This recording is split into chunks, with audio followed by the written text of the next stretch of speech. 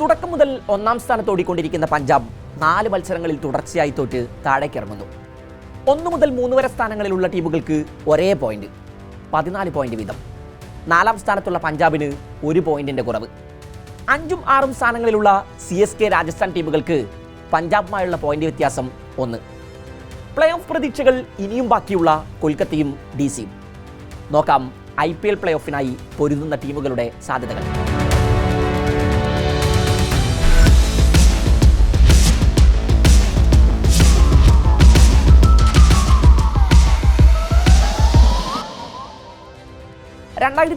ൽ ടീമുകളുടെ എണ്ണം 10 ഉയർത്തിയതിനു ശേഷം 16 പോയിന്റാണ് പ്ലേ ഓഫ് ക്വാളിഫിക്കേഷനുള്ള മാജിക് നമ്പറായി കണക്കാക്കപ്പെടുന്നത്.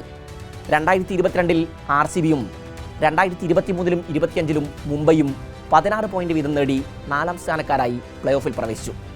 അതിന് ഒരപവാദമായത് 2024 14 പോയിന്റുമായി പ്ലേ ഓഫിൽ കടന്ന ബംഗളൂരുവാണ്.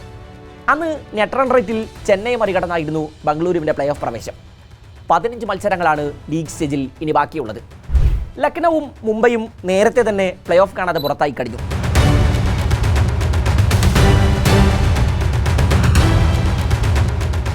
RCB, ഗുജറാത്ത്, സൺറൈസേഴ്സ് ടീമുകൾക്ക് ഓരോ ജയം വീതം കൂടി നേടിയാൽ പ്ലേ ഓഫ് സ്പോട്ട് ഉറപ്പിക്കാം. 3 ടീമുകൾക്കും 14 point വീതമാണുള്ളത്.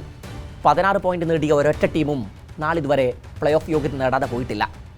Net run rate complication ഇല്ലാതെ ഈ 3 ടീമുകൾക്കും യോഗ്യത നേടാൻ അവശേഷിക്കുന്ന 3-ൽ 1 മത്സരം മാത്രം ജയിച്ചാൽ മതി. CSK രാജസ്ഥാൻ പഞ്ചാബ് ടീമുകൾക്ക് ശേഷിക്കുന്ന 3-ൽ 2 മത്സരങ്ങളും ജയിക്കേണ്ടി വരും. അങ്ങനെയെങ്കിൽ ആ മാജിക് നമ്പർ പിന്നിടാം. 3-ൽ 3ഉം ജയിച്ചാൽ ടോപ്പ് 2 സ്പോട്ടിൽ ലഭിക്കും. ഇനി 1 ജയം മാത്രമാണ് നേടാനാവുന്നതെങ്കിൽ കണക്കുകൾ കൂട്ടി കാത്തിരിക്കണം.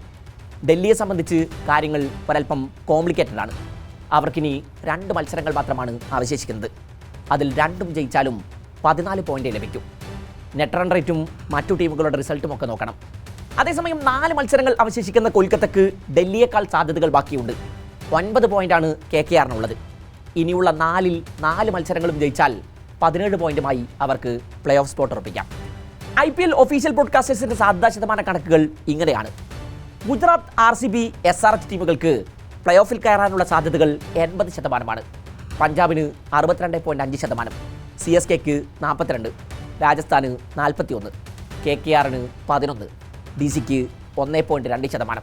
ആരാധകരുടെ ഇഷ്ട ടീമായ ചെന്നൈക്ക് ലക്നൗ, സൺറൈസേഴ്സ് ഹൈദരാബാദ്, ഗുജറാത്ത് ടീമുകളുമായാണ് ഇനി കളികൾ അവശേഷിക്കുന്നത്.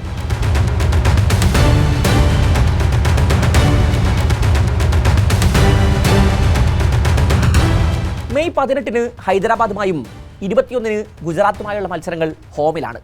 മെയ് 15 ലക്നൌവുമായുള്ള പോരാട്ടം. രാജസ്ഥാന് ഡൽഹി, ലക്നൗ, മുംബൈ ടീമുകളോടാണ് മത്സരങ്ങൾ ബാക്കിയുള്ളത്. പഞ്ചാബിന് മുംബൈ, ലക്നൗ, RCB ടീമുകളുണ്ട്.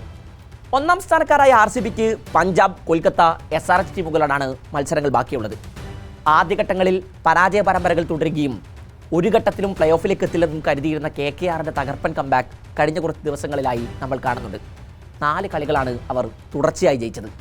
10 മത്സരങ്ങൾ മാത്രം കളിച്ച അവർക്ക് ഇനിയും 4 മത്സരങ്ങൾ ബാക്കിയുണ്ട്.